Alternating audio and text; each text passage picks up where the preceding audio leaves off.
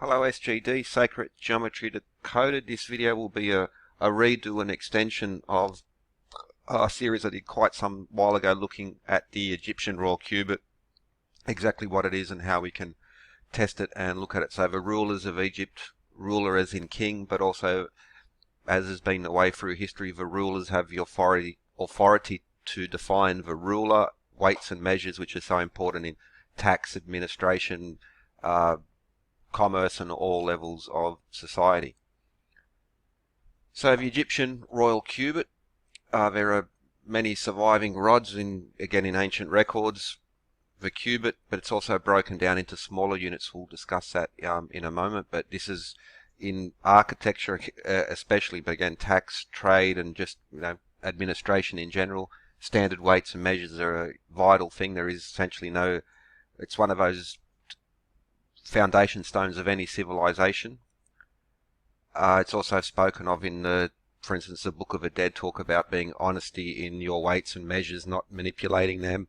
This can even historically, if you didn't, when you baked the loaf of bread, it had to be of a certain weight. And it's mentioned in the Bible, Old Testament as well, about not having two sets of weights and measures, being honest in those things which will connect to Thoth Sheshet, gods of architecture, weights and measure, and so forth. The pyramid, of course, has fascinated people on all sorts of levels throughout time. Now, one of the earliest surveys of the pyramid was by John Greaves, mathematician, astronomer, antiquarian. However, at the time, John Greaves, his survey and measurements of the pyramid were very influential to such as Isaac Newton was very intrigued by that, and he had certain concepts of knowledge encoded in the Great Pyramid, and this concept, such as the pyramidal inch, was something which Charles Piazzi Smyth also followed. Now, he was a famous antiquarian, did a lot of surveying, studying of ancient Egypt and other places, but he was also very important and influential in the development of modern scales of weights and measure, especially time. He was an astronomer and a metrologist. So the pyramidal inch would be 1.00106 imperial inches, and shouldn't go into the history of all of that, but the development of weights and measure systems very important. However, the school which Charles Piazzi Smyth belonged to, and again was so influenced by Isaac Newton, they were very interested in linking the Great Pyramid to Judeo-Christian history through the Old Testament and the New Testament, essentially to link Jesus to the Bible. That was one of the things they were looking at. Now, we can find this, so you can get these online, the International Standard magazine, a magazine devoted to the discussion and dissemination of the wisdom contained in the Great Pyramid of Giza. And they were also, there's another quote, but they were talking about the International Institute for Preserving and Perfecting Weights and Measures. So this is a common theme you'll find in hermeticists, occultists, John Dee, and well, that's just as well with geometry. This is something that they're all very interested in. Now, Piazzi Smyth, Professor Piazzi Smyth, Astronomer Royal for Scotland, was an important figure in this particular movement. You can even see one of Piazzi Smyth's surveys and into the Great Pyramid. And again, his discussion, Our Inheritance in the Great Pyramid, published in 1877 by Piazzi Smyth, which goes along with this International Standard magazine and the group connected therein. Now here's just some links, cutouts from the International Standard. Mr. Guinness has shown that the most probable duration of our Lord's life on the earth was 33 years, 7 months and 7 days, and which 33.6 years, and they talk about 33.6, so this is also 1008, which is a nice number, even for instance in Hinduism as well, but one of these esoteric occult, but also holy numbers which you'll find in various religious traditions. And so this movement very much driven to connect biblical events, Pyramid, Sphinx, Egypt, and this was also at a time when the world had really begun to change. So for instance, with Petre, Egyptology become, let's say, more formalized. Things like Darwinism was having effect in this different way of looking at things, and well, continental drift and these other features, but it was a big shift around about that time. Now, Piazzi Smythe, very important. So 1883, train operators in the US introduced the standardization of time across the US to get trains all running on time, and so all the different timetables would connect together to increase trade and efficiency. So he was, amongst a few others, very influential in this. But now, for instance, the Edinburgh, the 1 o'clock gun, every day at 1 o'clock, a gun would be fired, and then all the sailors in the harbour, or the captains and navigators, would set their clock to that time, so that then they could navigate accurately, because using a clock, before GPS, to get latitude north or south is quite easy to measure. Getting longitude was much more difficult. So again, very important in regards to navigation. Now, for instance, this is a common practice. Now, at 8 a.m. every morning, for instance, in Pearl Harbor, they would do the same. There'd be a ceremony of flag raising, and all clocks would be synchronized at that time. So very important tradition, but into navigation carried on to quite recently. The committee, like for instance the Committee on Standard Time, which is from the International Standard magazine and that group, and this will reflect to the Great Pyramid, the Cubit, the Metre and the Second, but I won't go into that for this one. But we go back to Piazzi Smythe and Isaac Newton, and especially Isaac Newton was relying on the John Greaves survey to make these connections in there. Go across. So the length of the Grand Gallery, they measured at 153 feet. This was Piazzi Smythe. It's actually a fraction over that, but also there's always an issue of definition. So it was 0.14 inches or 0.16 inches above 153 feet. Most other surveys would agree, but it's all, and that's along the roof. It's about a little bit over 156 feet on the floor, a little bit over 153 feet along the ceiling. But there's always a definition, because it's where do you exactly define that point. But most would agree it's a slight bit over that, and I would think that too, because it works so well. Now, for instance, 153 feet, it's close, but no, not exact. But 153.14 or 16 inches, multiply that by pi, and you get the height of a pyramid. But 153 fish, for instance, in the Bible as well. But yeah, it's a fraction over 153 feet and 156.81 feet along the floor. But the point is, when, especially around the base, now inside was a little bit easier, but at the time of John Greaves, the pyramid was buried in rubble around the base. So to get accurate surveys of the base length, for instance, was not only very difficult, it was impossible. But then we move forward to the time of Flinders Petrie, and we'll use the J.H. Cole survey as well, because the J.H. Cole survey and Flinders Petrie and later surveys all confirm these measurements. And by that time, trenches had been moved to get accurate surveys of the base length, and the base had been largely cleared. Okay, you get it. Yeah, what's actually inside the pyramid? The interior, anyway, but interior of the pyramids is not precisely fit stone. It's essentially rubble, but you can even see that on the base. I just have to say that because there's been some recent very popular uploads in regards to theories on the Great Pyramid, and that's, yeah, anyway, but that's something else. Alright, but it was really with the time of Petrie, firstly that the records, reading the hieroglyphs and all the records that were found, created a much more accurate picture. But the European Christian view, which would dominated people such as Piazzi Smythe and Isaac Newton, was being replaced by a evidence-based, by actually sort of reading the records. As more become available, more people were engaged, learning hieroglyphs, reading them. Museums and collections were improving, cross-referencing, and this type of stuff. Now, This is a cubit rod, one of the later ones, but now the question is exactly how long is the Royal Egyptian Cubit? It's all there in the record. Surviving cubit rods range from 52.35 centimeters to 52.92 centimeters. This is the Old Kingdom, early dynastic period. There's a stone cube. Now these are wooden ones, but there has been a stone cubit rod, which is 0.5236 meters or 1.718 feet.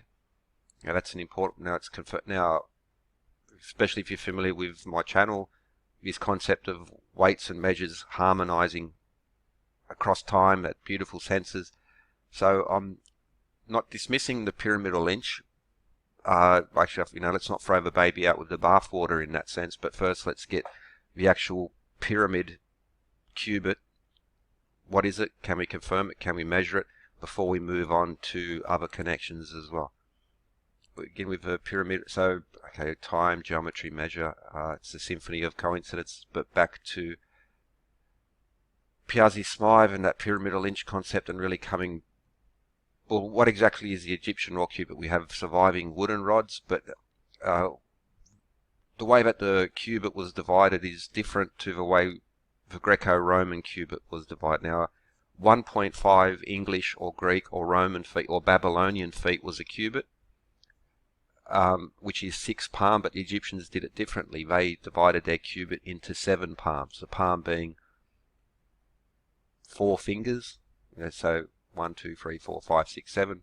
Each palm is 4 fingers, therefore a cubit is 28 fingers or digits. 1 cubit, 7 palm, 28 fingers.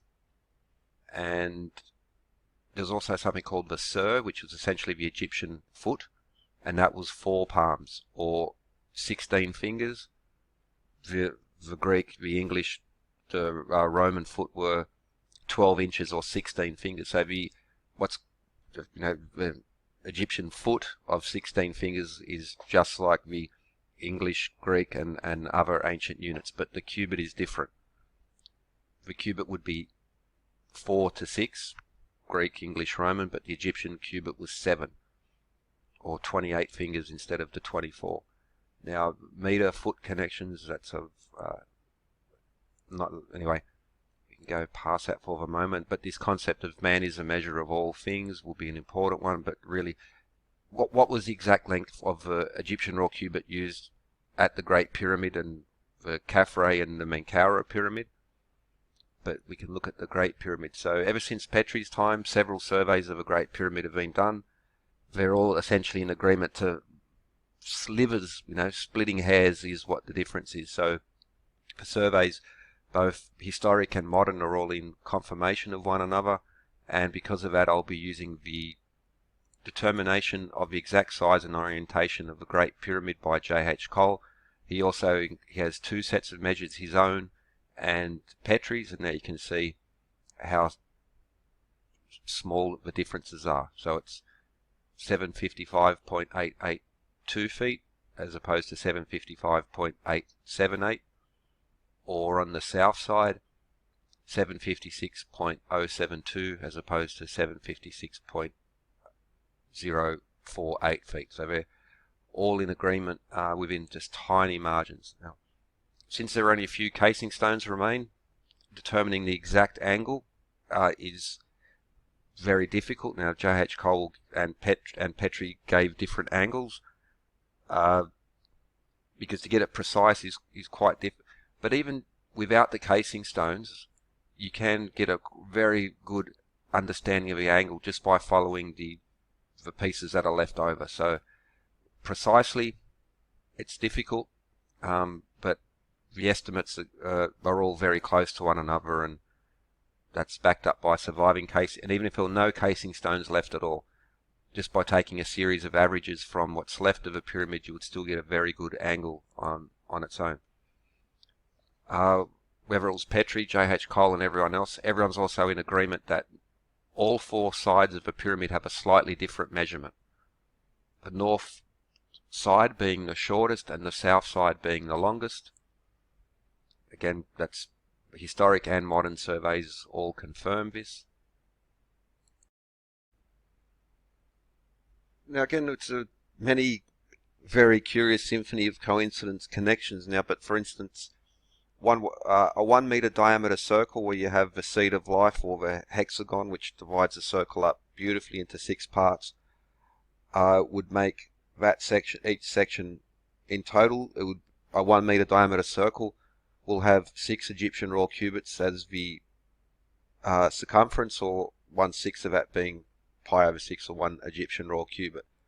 But the actual cubit rods will again vary now because of the state of those cubit rods. But what exactly is a cubit? So we begin with the Great Pyramid, generally recognized at the base 440 Egyptian Royal Cubits by 280, a 7:11 proportion. Back to John Taylor in 1859, published Great Pyramid. Why was it built, and who built it? At least in the published sphere, he was one of the first to point out that the 7:11 ratio has phi and pi proportions, or very, very close estimates built in. If you include all of the variations, the almost pi and almost phi relationship is 99.99% accurate and above, so higher standard than real world would demand. The Umm Pyramid has the same proportions as the Great Pyramid, and the Red Pyramid, which is in proportion to the Great Pyramid in that the base length is free, while the height of a Great Pyramid is free. But next to the Red Pyramid was found the Capstone Pyramidion. Now obviously it wasn't a capstone for the Red Pyramid because it has a different angle. It has the same 7:11 proportions as the Great Pyramid, and the base length of each side was pi over 2 meters, which is 3 Egyptian Royal Cubits, and which would make the height 1 meter high. But of course something happened and they restored the capstone. But can we confirm this? Because many have pointed out the meter-cubit connection, and what exactly is the cubit itself? Because it's the length of a pyramid. But let's just look now. Multiple surveys have all confirmed the same results. J.H. Cole, Petrie, and others to modern times. The precise angle of a pyramid is, again, depending now. With the surviving casing stones on the north side, it's 51.84 degrees, or 51 degrees and 51 minutes, give or take like a sliver of a degree. So the height will depend on the angle, but that 7:11 proportion will work out. So, but we can measure the base. So I'll be focusing on the base length to determine the cubit, but then we'll confirm it with other elements of the Great Pyramid. So the different surveys, we have Petrie and Cole, again confirmed by others, and let's look at the definition based on the base length. Now, it's often stated that the Great Pyramid base length is 756 feet. No one side of a Great Pyramid is exactly 756 feet. Some are a little bit above, some are a little bit below. Any calculations that say it's 756 feet are losing information there, because no survey has found that. What you have is, just to highlight the different measures. Now the north side 230.25 meters. The south side, which is the longest, is 230.45 meters. So it's a 19.6 centimeters difference between north and south. So the pyramid is a slightly trapezoidal shape. That's highly exaggerated in comparison, but it's not a perfect square. And again, as many other videos I've pointed out, if you incorporate the imperfection of a pyramid, all the estimates become perfection essentially. But let's just work off those. So first, let's begin with the assumption that the pyramid is exactly pi over 6 meters. That's beginning with an assumption there. We do have cubit rods which do fulfill this, but we're talking precision and pi over 6 meters. So if that was the case, the base length at pi over 6 meters, the south side is 440.128, East side is 440.017, west side 439.95, and the north side 439.75 cubits. So they all vary slightly. And we get the bet. Now, what happens is that assuming that the Egyptian Royal Cubit is precisely pi over 6 meters, the average base length of a Great Pyramid 439.96 Egyptian Royal Cubits, and that turns out to be 0.523555 meters, as opposed to pi over 6 meters being 0.523599 meters. Now the numbers, after the fifth decimal place onward, well, that's 55 and that's 99, but the actual difference now we're talking about is 0.044 millimeter or 44 microns. Human hairs vary from 40 to 120 microns. So vellus hair, peach fuzz, baby fuzz is about 40 microns. So that's the difference between exactly pi over 6 meters and the average based on the surveys taken there. So the number might look slightly different because we go from 55 to 99. In reality, that type of you'd spend a buttload of money in the most high-tech laboratory to get this type of precision if you're building a ruler in any real-world application. Now, this difference is negligible. You could just dismiss it, really, but let's stick with the precision. So essentially, yes, the Egyptian Royal Cubit is pi over 6 meters based on the base length of the pyramid. There we see the various averages there. And the difference between the north and the south side is 19.6 centimeters, which would have to be an intentional, because again, even just with a measuring cord or a rope, the architect, the surveyor, could do a lot better than that. And there's, again, symphony of coincidence reasons why that could be in there, but let's not go into that for the moment. Now, we're sort of splitting hairs, and it's often those who would discredit these other analysis of the pyramid will say, well, there's a margin of error there. Yes, there is a margin of error there. If they applied that to real-world modern engineering to this day, then you could, the same argument is actually there. So it's just it's a one rule for thee and another rule for me in that sense when these people point these things out. But so the Egyptian Royal Cubit, based on 4 sides of a Great Pyramid, 52.3555 centimeters. It's pi over 6 meters. It's splitting vellus hairs really at that point. Now that's not the only way to look at it, because we can now go a little bit further and confirm this on the inside. Now, for instance, Vitruvian Man by Da Vinci talks about the proportions of a temple being in symmetry with the proportions of a human body, as in man is the measure of all things, or this temple of man concept. And so you're 4 cubits wide and you're also 4 cubits high, but this description of Da Vinci goes back to 1st century BC and Vitruvius talking about this as well. And Vitruvius, back in ancient Rome, was saying that this was learned from the ancients that they considered to be ancient. So the Greeks were doing this.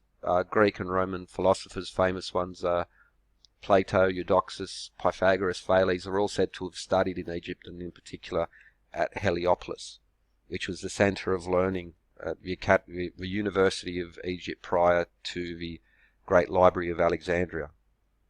But this concept which Vitruvius describes, that a temple should be based on ideal proportions, is something that carries through even in traditional Indian architecture as well, and again across the world, across time, across cultures really. But now, for instance, having got an estimate, what is an Egyptian Royal Cubit? It's pi over 6 meters within the diameter of vellus hair, baby fuzz. And we can look further. So we have the King's Chamber, and the King's Chamber is 5.236 meters by, or 10 Egyptian Royal Cubits by 20 Egyptian Royal Cubits. So the perimeter of the King's Chamber is 60 Egyptian Royal Cubits, and that's an important number. I'll probably do that in the next part, but it's a recurring theme that you'll see in not just the Great Pyramid, but across the Giza Plateau and across all the pyramids going down south to Abu Sir and beyond. But we can confirm the cubit by that it can be found not just on the outside of a pyramid, but also repeated on the inside of a pyramid. We also have the Grand Gallery. Now, for instance, the Grand Gallery, we have the step, which is 1 Egyptian Royal Cubit wide, and the step is 1 Egyptian Royal Cubit high, and the gap between those is 2 Egyptian Royal Cubits. That's the cubit we got from the surviving cubit rods, but also just by analysing the architecture itself to find these proportions. Again, that's something that's described in ancient architecture, and can be found in, again, ancient Roman, Greek, Indian, and Eastern architecture as well. But another way to consider that is, so we have a Grand Gallery now. There we have the modern steps, and the rails, which obscure it a bit. We go back to the old photos just to make it a little bit more clear.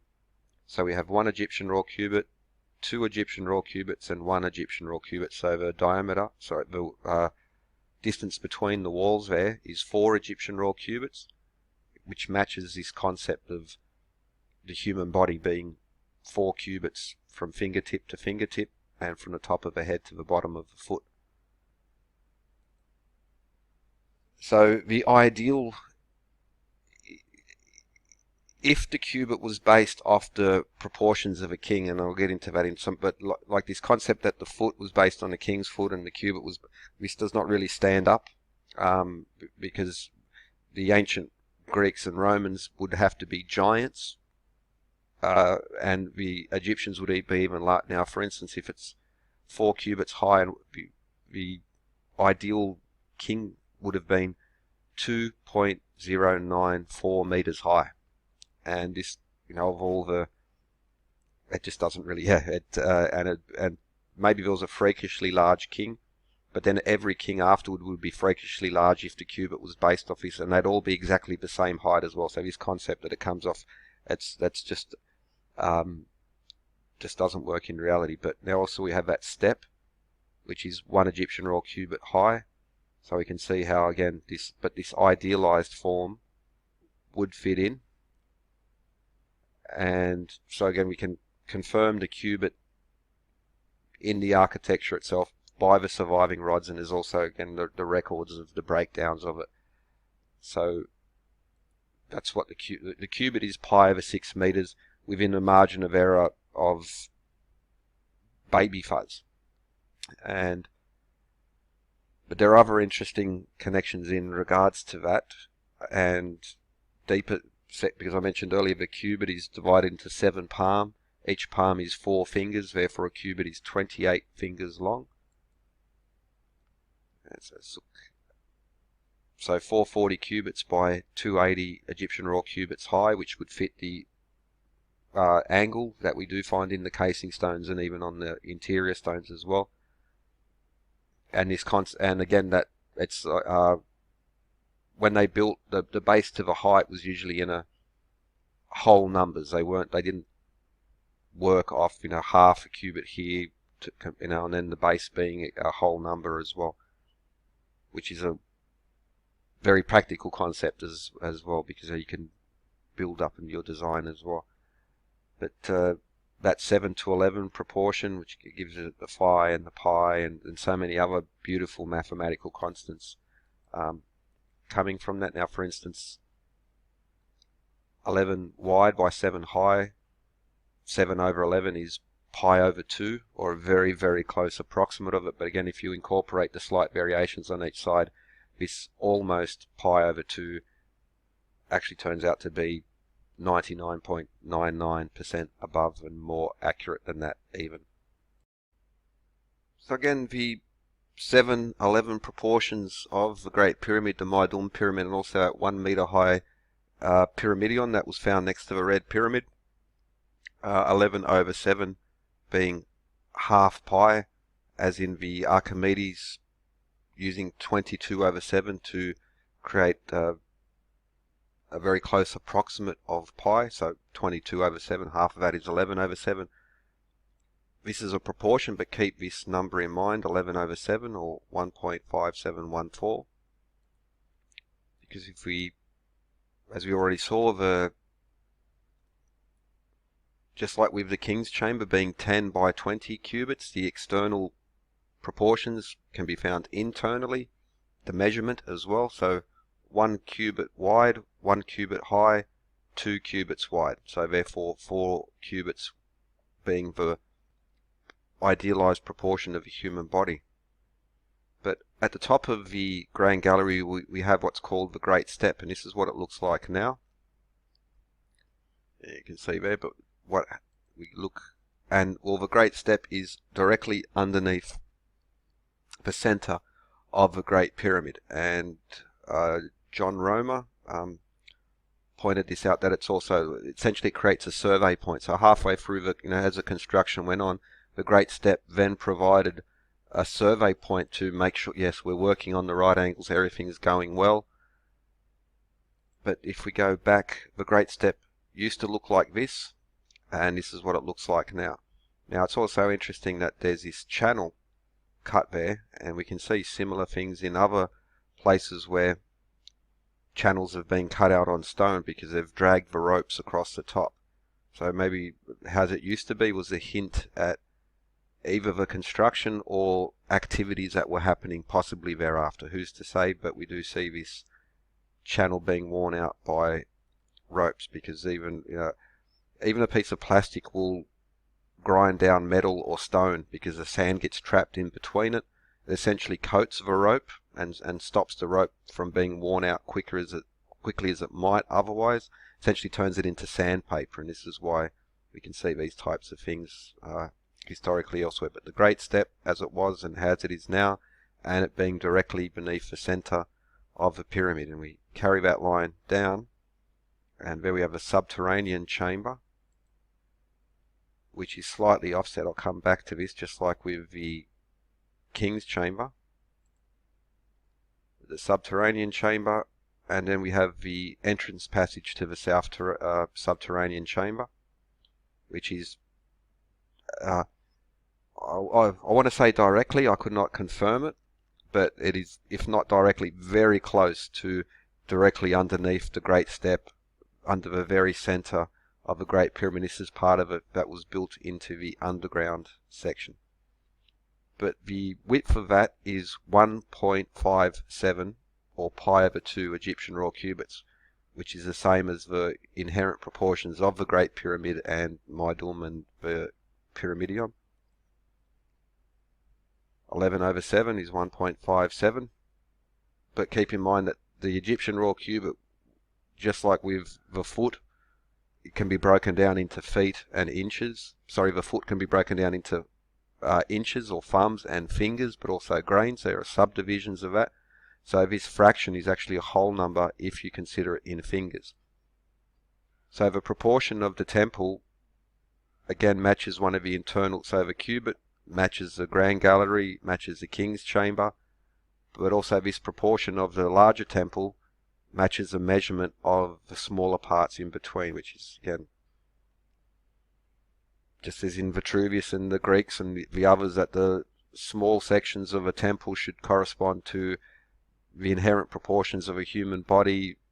The small equals the whole, and the whole equals the small. In that sense, it's a very as above, so below concept. But the cubit itself is divided into 7 palms, 1, 2, 3, 4, 5, 6, 7. One palm being 4 fingers. In places such as the Palermo stone and other records where they keep records of the flood, where they even show that they're keeping the records in cubits, palms and fingers, where they would record the flood level, which is so important to arranging the civilization, because it would be a good prediction of how much would be produced that year. If it was too high, the flood would reduce production. If it was too low, you'd have low production. There was an idealized flood level of 16 cubits. But the Egyptian Royal Cubit, so we have the palm, or 4 fingers.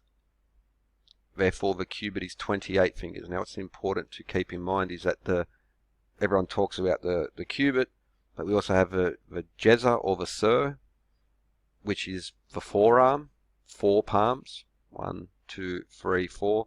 This corresponds to the foot, to the Greek foot, I mean. Now, for instance, the 4 palms or 16 fingers is the sur. Let's just call that the foot, but is the forearm, just like in Greek terms, and such as in Vitruvian man, the foot corresponds from the wrist to the elbow of 16 fingers. So when we think of feet, we think of 12 inches. That's the rule of thumb. The word inch derives from thumb, 1 inch being, ideally speaking, the width of the thumb. However, the foot of 12 thumbs or inches is also 16 fingers or digits, 1, 2, 3, 4. So that's just like the Egyptian system. The foot, or the sur, is 4 palm or 16 fingers. However, the Greek, Babylonian, and the modern imperial, 1 cubit is 1.5 feet. In other words, 24 fingers. But this concept of measurement of Greek, Babylonian, imperial does match up with the same division as found in the Egyptian sur. It's actually much better, instead of thinking in inches, it's much better to think in fingers, because this describes ancient temples such as the Parthenon much more accurately. But 1 Egyptian Royal Cubit of 7 palm is 28 fingers. The Egyptian Royal Cubit is not 1.5 forearms or feet. The imperial cubit, English, Roman, Greek, Babylonian, was divided, does turn out to be 24 fingers. Now, Babylonian is a little bit more complex, but this concept of 1.5 feet being a cubit, that was Greek, Roman, Babylonian, imperial. The Egyptians did not do this. Their cubit was 7 palms, not 6 palms, but 7 palms. Now, this is an important feature because the sur, or the so-called Egyptian foot, Royal Cubit is 7/4 of the forearm, or in other words, 4 is the sur and 7 is the cubit. Now it's interesting, for instance, Vitruvian man, our Ashmolean relief, I'll try to remember to put the link in there. Instead of being 6 feet as described by Vitruvius, these old metrological reliefs put the human body at 7 feet high, 7 feet wide. The foot and the shoe is being confused because the foot is 1/7 of the human body, the shoe is 1/6 of the human body. But the same concept, does correspond in there. Also important, we don't use feet to measure. The word 1 foot is equal to the forearm, just as shown in Vitruvian man.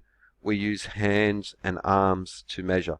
To measure long distances, you would use the pace to walk, but if you're measuring on a table or measuring the height of a wall, you don't use your feet. You actually use your hands to do that. And you can even, I caught a fish this big, and even it's used in different ways to define angles, for instance, in observing stars and that type of thing as well. But we measure with our hands, our fingers, and our arms.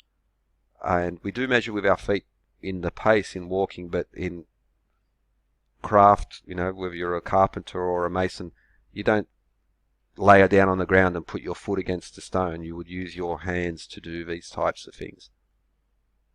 So this concept of a king's foot being based on, well, it really is a myth. But coming to this, so when I saw this, I was very interested because they talk about the cubit. Now, for instance, they're showing that the distance here from the end of a grand gallery to the entrance of a king's chamber is 365 digits. It's one of those things where I wanted to believe, but again, you've got to be careful and this so often happens when people are talking about the Ark of Noah and these other features. Are actually projecting imperial modern measurements onto these ancient measurements, and it's actually just not the case. Now, for instance, to take like, they've done these calculate, and they've got nice numbers in that sense, but they've made a critical error. Now, for instance, the ERC, the Egyptian Royal Cubit, is 20.614 imperial inches, not 20.625. But the real issue is then they take that further, and they say that 1.5, okay, convert that to Egyptian feet. Well, no, the Babylonian, the Greek, the Romans, 1.5 feet is a cubit. The Egyptians did not work that way. It was 4/7, not 2:3. And so I do appreciate, but just it's important, if you're not, this is what the Egyptians told us in the way they subdivided their things as well. So I do like that idea, and it does come to 365.2 as in number of days per year, just a shifted decimal place, but the premise behind it is inherently flawed. But back to the 7 and 11 ratio. So one Egyptian cubit is 7 palm, one Egyptian sur or foot, or really forearm, think forearms from the wrist till the elbow, 7 to 4, or 28 fingers to 16 fingers, which means 11 palms or 44 fingers. This is an important feature because the inside of a temple should correspond to the outside of a temple, as is again described in ancient texts and shown by studying ancient architecture. So that's 7 or 11/7 ERC, 1.57142, is equal to 11 palms or 44 fingers, which brings us back to the Great Pyramid and the proportions of a Great Pyramid, but the entrance passage to the Subterranean Chamber being 1.57 Egyptian Royal Cubits, 7/11, 1.57.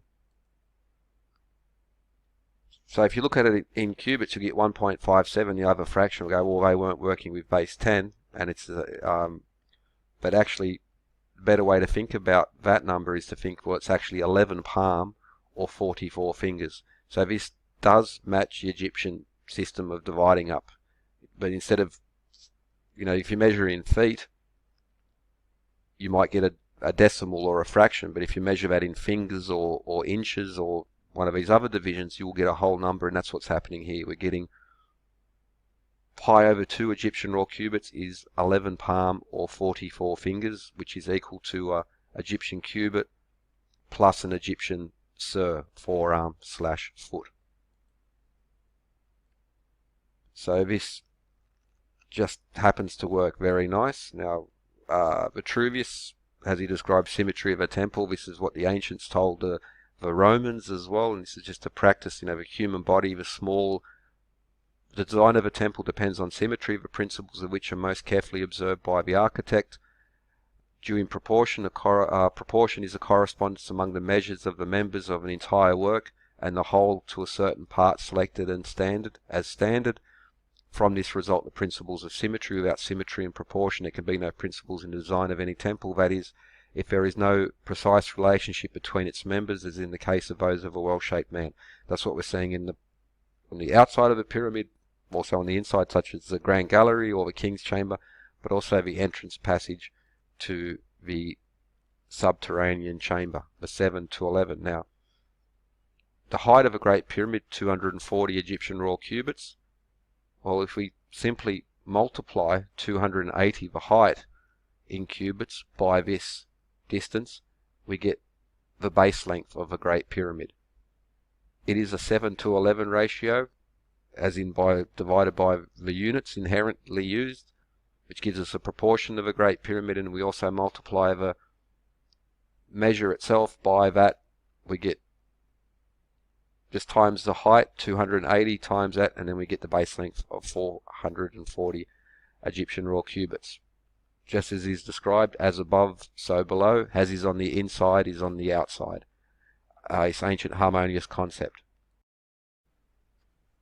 So again, this ancient concept of the proportions reflecting the larger portion of a temple to the to the smaller pieces of a temple being embedded in these inherent, human-based things. And so just like we see in the entrance to the passage towards the Subterranean Chamber, the actual measurement giving us the number which shows the proportion of a Great Pyramid, and instead of thinking, so it's not precisely whole number cubits, but it is 11 palm or 44 fingers, a 7 to 11 proportion. And then we have the height of a Great Pyramid, 280. We found, confirmed what's the cubit itself within this tiny fraction, which is again confirmed inside as on the outside, as on the inside, as above, so below. And for instance, in the Grand Gallery, and again matching that definition in a number of ways. Even that hieroglyph, which looks like that, I think is an interesting connection. But like baby fuzz is the difference between the average and the idealized pi over 6 meters. So it's the same. The portions of the smaller reflecting the portions of a larger, the interior reflecting the exterior. As this concept, again, man is to measure all things in the temple of man, which is also either directly known and written about or surmised by others. Now, for instance, this is an illustration by Claude Bragdon, a famous architect and theosophist, but he's showing whether it's ancient India or cathedral designs, we see the same themes. If you're familiar with his channel or are going to the measurements of these temples, we see the same, not just the same number or proportion, but very often the same measurement. So 144 feet, 108 feet, these same things being repeated across cultures which are apparently completely unconnected, across measure systems which are apparently completely unconnected, but yet just so beautifully harmonized. And so Claude Bragdon, mathematics is the handwriting of a human consciousness on the very spirit of life itself. Other architects, especially those into esoteric architecture, have said very similar things in regards to math and number being a very important inherent concept. And this again goes back to Vitruvius, but even prior to him, for Pythagorean concepts as well. And again, this concept both in ancient, and maybe it's people are projecting this onto ancient architecture, but people such as Le Corbusier, who were so influential to architects such as Oscar Niemeyer, who did the UN building, but was also Brasilia, or I.M. Pei, Norman Foster, sculptors such as Tony Rosenthal and Anish Kapoor, just embedding the proportions and the measurements repeatedly, and they get the prime memorials and the prime jobs as well. So for whatever reason, they get chosen and they do it, and well, for instance, in the Luxor temple design as well, even the offset and the angle, it's just all perfectly corresponds to the pyramid designs and to archaeoastronomy. Schwaller de Lubitz, who's, for my personal liking, ideas went a little bit, too far. That's my prejudice, but he did look at the measurements, and he was one of these who were first proposed there is a lovely connection between the meter and the cubit on its own, but also the use of the meter as a measurement, like you could bring it down to coincidence, but he said, can it really be said that before the day of our pretentious science, humanity was composed solely of imbeciles and the superstitious? Now this would link to the modern concept of thinking that we accept that the Greeks understood the Pythagorean theorem and more advanced concepts such as that, but to bring this up in regards to ancient Egypt or Mesopotamia, that's considered fringe, alternative, kooky, when the Romans and the Greeks told us themselves that they went to study these things in places such as Heliopolis, and then later we can see from the Library of Alexandria during the Ptolemaic or the Greek era, where we saw so much of it, apparently there was just an explosion of discoveries in terms of geometry, measurements of the heavenly bodies, Sun, Earth, Moon, Euclidean geometry, and these types of things as well. But at least in this sort of first part, again, it's a redo and an extension of an older series in regards to the Egyptian Royal Cubit. It can be confirmed but by the written records, the surviving cubit rods, and then applying that to the architecture itself. And the Egyptian Royal Cubit is pi over 6 meters within this infinitesimally small margin of error. If this was applied to, again, if the same standard that is often asked of, well, the Egyptian, it's, Metabunker needs to sort of type, or say, oh, but it's not precise. It's not. Well, if that's not fair, because if you apply that to historic units of weights and measure, that is Greek or onwards, well then, yeah, okay, we can deal with that. There is an acceptable margin of error and issues in regards to studying the artifacts. But for some reason, when it comes to anyone before the Greeks, it's just kooky, and we might, it's like, I want a written proof of Pythagorean theorem. Well, is there a written proof of Pythagoras and Pythagorean theorem? There is a clear double standard when it comes to these things. But we can, with written records, surviving cubit rods, examining the architecture itself, and and there's a whole other lovely series of coincidences, not just to the Great Pyramid, but to the wider Giza plan itself and to other pyramids too, in regards to these particular measurements and units and proportions, such as pi, phi, and the others. But this is more an intro. We've established the cubit.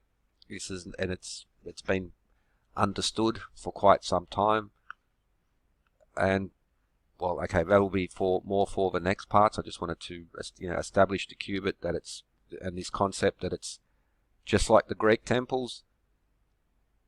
What's on the inside is on the outside. What's in proportion is represented in measurement. The small corresponds to the whole, and also, again, as is described in Vitruvius, the alignment and these types of features were very important, and the same can be found in ancient Indian architecture too. I recently mirrored a video in regards to J. Caprath talking about that, for instance, connecting the Parthenon to ancient Indian traditions, and Pythagorean theorem, units of weights and measure corresponding to these things as well. And I'll incorporate that into another great talk from the Airavan temple in Hawaii as well. So with that, hope you enjoyed this one. And especially in this regards, I'm going to be